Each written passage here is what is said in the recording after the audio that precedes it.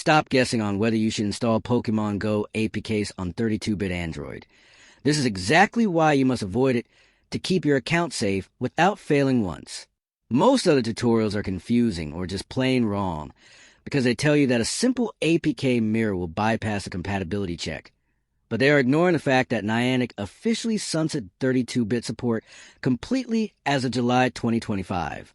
Before you try to sideload any files, you need to understand the logic of the server-side handshake, or you'll just get stuck when unable to authenticate error that could flag your account for suspicious activity. We're going to walk through this hand in hand and step by step, so you don't waste time on a fix that doesn't exist anymore. Here at Rexish, we are the authority on game compatibility and security risks that other creators gloss over.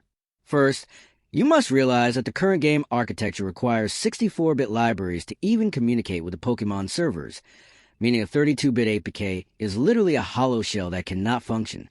The secret trick that other creators missed is that even if you find a patched 32-bit APK, it often contains modified code that triggers Niantic's anti-cheat system the moment you log in, leading to an instant permanent ban of your entire trainer history.